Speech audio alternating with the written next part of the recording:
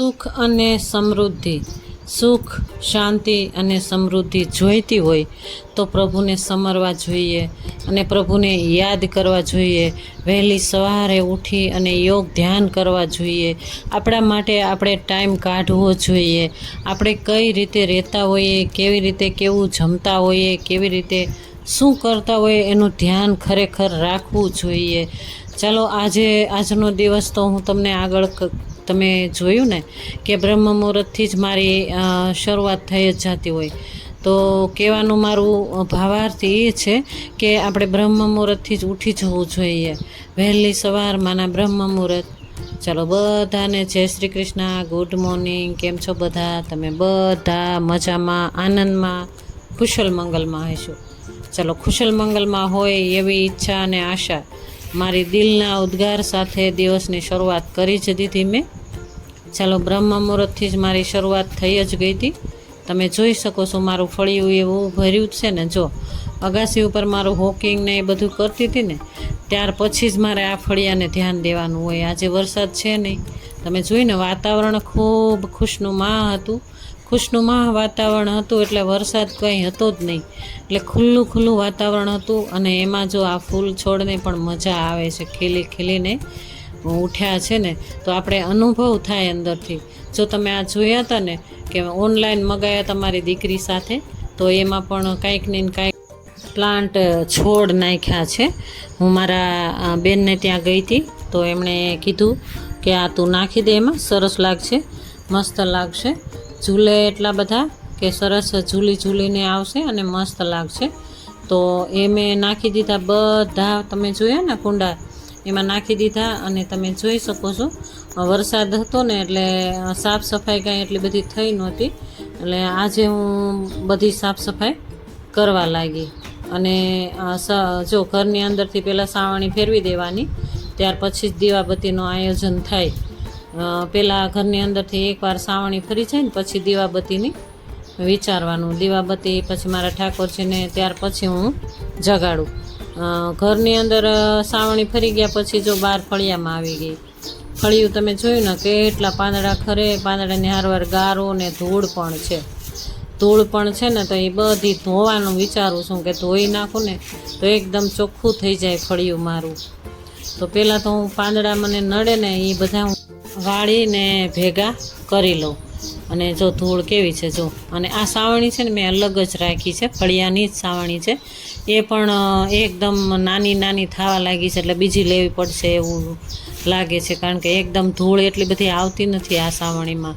આ સાવરણીમાં ખૂબ ઘસીને કરવું પડે છે સાફ. ચલો ફળિયું પણ ધોઈ નાખીએ. જો મેં તમને આગળ કીધું ને કે ફળિયું ધોવાનું છે મારે, કારણ કે ધૂળ એટલી બધી હતી ને. ગઈકાલ આખો દિવસ વરસાદ હતો, તમે ગઈકાલના બ્લોગમાં જોયું. એટલા માટે ધૂળ થઈ ગયું હતું ફળિયું. કારણ કે આંબો છે ને, તો આંબામાં પાંદડામાં ધૂળ બેઠી હોય ને, બધી ઉડીને બેઠી હોય ને, બધી નીચે આવે. એટલે ધૂળ એકદમ ગારો થઈ જાય. જો હું કાલ કહેતી હતી ને કે મેં આ વાઇપરની જેવું જ લીધું હતું, કાથા જેવું, આખી લાકડીવાળું હતું લાંબુ. પણ જો આ તૂટી ગયું. હું તમને બતાવું ને કે આ તૂટી ગયું. એ તરત સરસ હતું. એ ઉપરથી આપણે ઊભા એકદમ સાફ થઈ જાય. ડોક્સવાળી લાદી છે, ઝીણા ડોક્સવાળી, એટલે એકદમ બેસી જાય બધી ધૂળ, એટલે ઘસીને કાઢવી પડે. ચાલો ફળિયા બધા ધોઈ અને સાફ કરી નાખીએ. કારણ કે વરસાદનું પાણી ભર્યું હતું આ ડોલમાં, એટલે એ ડોલનો પાણીનો ઉપયોગ થઈ ગયો અને મસ્ત ફળિયું સાફ થઈ ગયું. જો પછી મારા ગાર્ડનને જીવનદાન આવી ગયું, જોઈ શકો છો તમે. લીલાછમ થઈ ગયા મારા ઝાડપાન બધા. અને કંઈક તો મેં બધું સાફ કરી નાખ્યું હતું, એટલે લીલાછમ થઈ ગયા. ત્યાર પછી મારા કિચનમાં આવી અને મારી ગ્રીન ટી લઈને બેસી ગઈ. પહેલાં ગ્રીન ટી પી લેવાની, ત્યાર પછી જ હવે ઠાકોરજીને જગાડી અને પછી એની સેવા કરવાની. ઠાકોરજીની સેવા કરવાની બાકી છે હજી, અને દીવાબત્તી પણ બાકી છે. ત્યાર પછી તમે જોઈ શકો છો કે ઠાકોરજીને જગાડવા માટે મારે તમને બતાવવાનું. જો ઠાકોરજી એકદમ પોઢી રહ્યા છે. સરસ માથે ઓઢીને પોઢી રહ્યા છે, જોઈ શકો છો તમે. ત્યાર પછી મેં 3 તાલીના નાદથી એને જગાડ્યા હતા. અને હું તમને આ બતાવું છું કે આ દૂધ ને સૂકો મેવો ધરી દઉં છું રોજે, ને સાકર. અને ત્યાર પછી સ્નાન ગ્રહણ કરાવી લઉં, સતપ પાણી રાખી અને સ્નાન ગ્રહણ કરાવી લઉં. ત્યાર પછી તૈયાર થઈને ઠાકોરજી બેસી જશે તેના સિંહ. ચાલો, ત્યાર પછી ઠાકોરજીને તૈયાર કરી અને બેસાડી દે એના સિંહાસન પર. જો ફૂલ 2 હતા, જો આ ફૂલ છે ને એ ગુલાબ જેવા જ છે, વ્હાઈટ કલરના, પરંતુ ગુલાબના નથી. અને દૂધ ધર્યું છે ઠાકોરજી માટે, સૂકો મેવો છે, બધો મિક્સ ડ્રાય ફ્રૂટ્સ, અને સરસ સુંદર મજાના. તો માતાજીને પણ જો ફૂલ, હવે તો જાસૂદના ફૂલ એકદમ કરમાઈ ગયા છે, અને જાસૂદના ફૂલમાં ગળો આવી ગયો છે એટલે થતા જ નથી. અને આ સફેદ ફૂલ હતા મારી આગળ એટલે હું ધરી દઉં. જે ભગવાનને માતાજીને જે ધરો એ ભગવાનને માતાજી નથી કહેતા કે તમે મને આને આ જ ધરો, જે હોય તે. પણ ભોળા ભાવથી સેવા કરો ને એ તમારી સેવા ક્યાંય જાતી જ નથી. ચાલો, એ ઠાકોરજીને જે સ્વીકાર કર્યો ને એ દૂધ લઈને ત્યાર પછી હું મારું ઓટ્સ લઈને બેસી ગઈ. 1 ચમચી તમે જોયું ને પાવડર જે મેં બનાવ્યું છે એ નાખ્યું, અને ગોન કતીરા નાખું છું અત્યારે. અને ઓટ્સના 2 ચમચા નાખી દીધા. અને ત્યાર પછી ગોન કતીરા પછી હું નાખું છું મારું ચિયા સીડ. ચિયા સીડ એટલે કે આ નાસ્તો મારો સવારનો, એટલે કે તકમરિયાનું પાણી. તકમરિયા પાણીમાં બોળી દેવાના, એ ફૂલી જાય, જો આવા થઈ જાય. અને આ બદામ મેં પલાળી હતી પણ છાલ ઉતારવાની ભૂલી ગઈ એટલે સુકાઈ ગઈ છે. તો આ મારો નાસ્તો છે સવારમાં. આજે ચા નહોતી બનાવવાની. ત્યાર પછી ચણાનો લોટ ચાળી નાખ્યો, ચાળીને પછી મીઠું નાખી દીધું. સેવ બનાવવાની છે, જો સેવ ખાવા માટે પણ બનાવવાની હોય, સેવ મમરામાં નાખવા પણ બનાવાય. અને ત્યાર પછી આ સેવને શાક બનાવવાનું પણ હોય. તો સેવ બનાવી નાખી, એમાં મેં લીંબુ થોડુંક નાખ્યું છે આ વખતે, કારણ કે સેવ મમરા ખાઈએ ને તો લીંબુથી એકદમ ચટપટું લાગે. જો મેં પહેલાં જ લોટ બાંધી નાખ્યો હતો ને તો સેજ કઠણ થઈ ગયું. તો હવે એને ઢીલું કરવાનું, સેજ ઢીલું કરી નાખવાનું. ઢીલું એટલા માટે કરી નાખવાનું કે સંચો ફેરવીએ ને ત્યારે તકલીફ ના પડે. અને કઠણ હોય ને તો એકદમ સેવ પણ એટલી કડક બને. જો કે ક્રિસ્પી જ બનાવવાની છે, પરંતુ એકદમ સંચોય ન હાલે એકદમ. એટલે સેજ ઢીલું હોય ને તો એકદમ સરસ હાલે એમ હંચો. તો પાછું ઢીલું થોડુંક બનાવી નાખી, પાણી સેજ નાખતું જવાનું, જોઈતું જ નાખવાનું, વધારે આછું ન થઈ જાય એ ધ્યાન રાખવાનું. અને આ સેવમાં કાંઈ જ નથી નાખ્યું, થોડુંક લીંબુ નાખ્યું, અડધું લીંબુ નાખ્યું. લીંબુ અડધું નીચોવી અને રાખી દીધું હતું, ગાળીને જોયું ને તમે આગળ, એ રાખી દીધું હતું. 1 લીંબુ નીચોવી નાખ્યું હતું, અડધું લીંબુ આમાં નાખ્યું, ને અડધું લીંબુ તીખી સેવ પણ બનાવવાની છે, આગળ તમે જોઈજો. અને આ પહેલાં મોળી સેવ બનાવું છું. થોડુંક રૂટિન કામ કરી નાખ્યા પછી આ મારું બનાવી નાખું. મારી દીકરીને મોકલવાનું છે અને અમારે પણ ઘરે રાખવાનું છે. સેવ ટમેટા કરીને ત્યારે આ ચટપટું થાય મસ્ત. સેજ લીંબુ નાખો ને એટલે એકદમ સરસ ફરસી થાય, સેવ એકદમ ફરસી થાય. એટલે ફરસી સેવ હોય ને તો આપણે એમ થાય ખાધા જ રાખીએ એવું લાગે, ટેસ્ટમાં બેસ્ટ લાગે. તો સંચામાં જો ગરમ તેલ આવી ગયું છે, એટલે હવે સંચામાં ભરી લઈએ ને વાળીને નાખી દઈએ, ભરીને એકદમ સંચો ફેરવી દઈએ. ત્યાર પછી જો આ સેવ, તીખી સેવનું લોટ બાંધું છું. ત્યારે લોટ ચાળેલો લઈ લીધો, ચણાનો લોટ, અને એમાં પહેલાં મીઠું નાખી દીધું, એમાં પછી ચટણી નાખી દીધી, હિંગ નાખી દીધી, અને આ વખતે થોડુંક સોડા નાખી દીધું, ખાવાના સોડા, મીઠા સોડા આવે ને એ, અને હિંગ નાખી દીધી. અને ત્યાર પછી આ અજમો નાખી દીધો. અજમાનો પાવડર નહોતું પણ અજમો ચોળીને નાખી દીધો, એકદમ સરસ થાય. આ લીંબુ નાખી દીધું અને એને છીણી નાખવાનું, તેલ પાણી નાખીને સેજ તેલ નાખી દેવાનું, લીંબુ નાખી અને સેજ તેલ નાખી દેવાનું, એટલે એકદમ ચટપટી થાય સેવ. સેવ પણ બનાવી શકાય, એમાં ફાફડી પણ બનાવી શકાય, ગાંઠિયા પણ બનાવી શકાય. આમાં ફાફડી પણ સેજ કઠણ લોટ રાખીને પાટલા ઉપર વણી શકાય.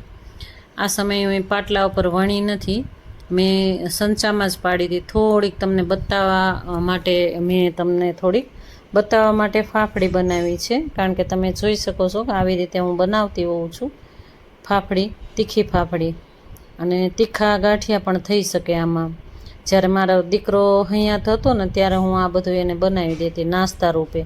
ત્યારે એ બપોર પછી કાંઈ નાસ્તામાં ન હોય ને ત્યારે આ ડબ્બો લઈને બેસી જતો. આમાં આપણે બાફેલું બટેટું એક હોય ને એ છીણીને નાખી દો ને તો એ પણ મસ્ત થાય. જેટલું નાખો એટલું ઓછું, પણ ગ્રેવી કરી નાખવાની એની એમ. ગ્રેવી કરી નાખો ને એટલે એકદમ સરસ મિક્સ થઈ જાય. જો સરસ ફેટી નાખ્યું મેં, એકદમ મસ્ત ફેટી નાખ્યું. ત્યાર પછી લોટ થોડોક નાખીને જોઈ લેવાનું, તેલ આવી ગયું હોય ને તો સંચા વડે કરી નાખવાની. સેવ બનાવું છું, આ સેવનું ઘાણું પહેલાં કરી નાખું, પછી હું છેલ્લે ગાંઠિયાનું કરીશ. ગાંઠિયા મતલબ ફાફડી તે અને ઝીણી સેવ પણ. તમને હું આ બતાવવા માટે એટલા માટે કરું છું કે એમ નહીં કે તમે જોઈ શકો. આ બધું હું બનાવતી, ડબ્બા ભરીને બનાવતી. અને મારે એટલું બધું બનાવવાનું થતું ને, કિલો લોટનું બનાવવાનું થતું. પરંતુ જ્યારથી મારો દીકરો ગયો ને ત્યાર પછી આ બધું બંધ થઈ ગયું. આ બનાવવાનું જ બંધ થઈ ગયું, કેમ કે કોણ ખાય? બનાવવું હોય બધું, પણ ખાવાવાળો વયો ગયો એટલે અમે કાંઈ આવું બધું ખાઈએ નહીં. મારી દીકરીને આવું બધું જોઈએ જ એવું નહીં, મારી દીકરીને બધું ચાલે જ, એટલે કાંઈ હું બનાવતી જ બંધ થઈ ગઈ. આજે 4 ને 5મું વરસ બેઠું ત્યાર પછી હું સેવ તો જો કે બનાવીએ જ, કારણ કે અમે સેવ ટમેટાનું શાકમાં નાખવી હોય, અને જ્યારે ત્યારે આપણે માનો કે પાણીપુરી હોય કે અથવા તો સેવપુરી હોય ક્યારેક બનાવીએ ને ત્યારે નાખવા માટે, સેવ ટમેટાનું શાક માટે, સેવ મમરા માટે સેવ તો હું બનાવતી હોઉં, પણ થોડી બનાવું એમ. જ્યારે જે પહેલાં હું બનાવતી ને એ બધું મારે બંધ થઈ ગયું.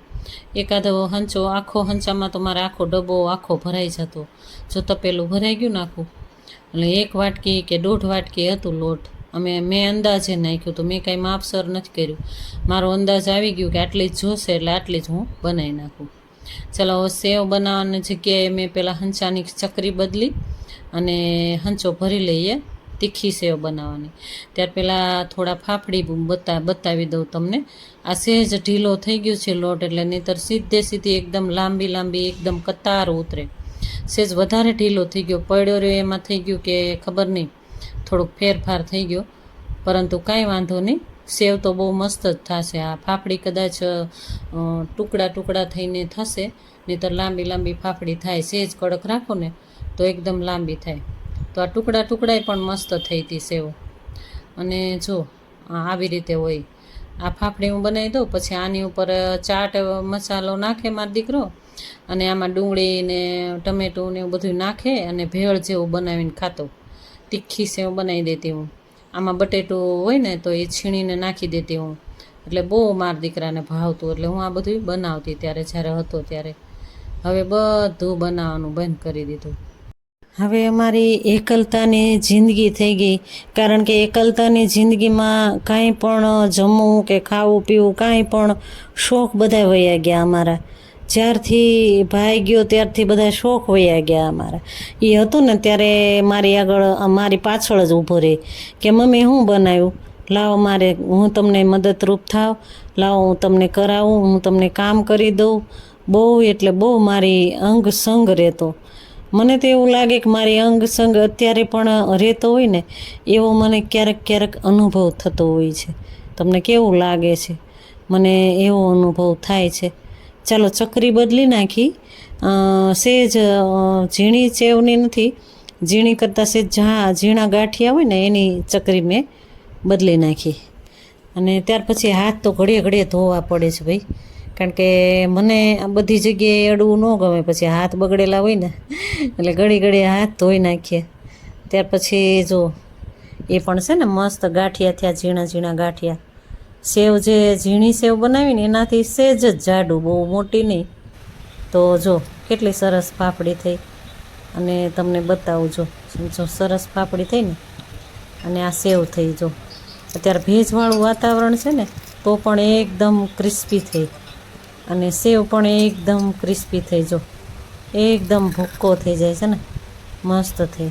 અને પહેલાં તમે જોઈએ ને એ છે ને કેરી બનાવવાની છે, અથાણું બનાવવા માટે મેં સ્ટોરેજ કર્યું હતું. એ મેં બહાર કાઢ્યા, ઠંડા થઈ જાય એટલે અથાણું પણ મારે બનાવવાનું છે.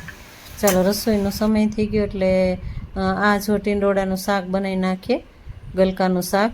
અને જો વઘાર તો મેં કરી જ નાખ્યું, જીરામાં જ વઘાર કર્યું સિમ્પલી, અને મસાલો પણ કરી નાખ્યો. અને આ સમયે સીટીઓ પાડીને એકદમ મારા હસબન્ડને બનાવી દઉં. એ ભૂખ લાગી ક્યારના કરતા હતા એટલે. ત્યાર પછી રોટલી પણ ફુલકા રોટલી આજે બનાવી અને હું તમને બતાવી દઉં. ફુલકા રોટલી બનાવી નાખ્યા આજે તો. મેં કીધું ફુલકા રોટલી મેં બનાવી જ ન હોય, ઘણીવાર તમને બતાવી ન હોય, બનાવી હોય તો બતાવી ન હોય, પરંતુ આજે તો હું તમને બતાવી દઉં. ફુલકા રોટલી પણ અમે ક્યારેક બનાવીએ જ, પણ બહુ નહીં એમ. ફુલકા રોટલી હવે નથી બનાવતા અમે, કારણ કે ગેસની વરાળથી છે ને પ્રોબ્લેમો થાય છે બહુ. કહેવાય છે ને કે પેટની તકલીફો બહુ વધતી જાય છે ગેસની વરાળથી. એટલા માટે અમે લોકો આવી વાળીને બનાવી પતલી પતલી. એટલે જો સરસ થઈ ગયું શાક જો, પણ તો પણ હજી એમ થાય કે સેજ ચડવા દઈએ. ચડી તો ગયું છે, પરંતુ સેજ કોરું થઈ જાય ને તો મજા આવે એમાં. ટીંડોળા મતલબ ગલકાનું શાક બનાવ્યું છે, જે ઘીસોડા અને ગલકાન આવે ને એનું શાક બનાવ્યું. જો ફૂલીને ફુલકા રોટલી તૈયાર થઈ ગઈ, મસ્ત થઈ ગઈ ને તૈયાર ફૂલીને.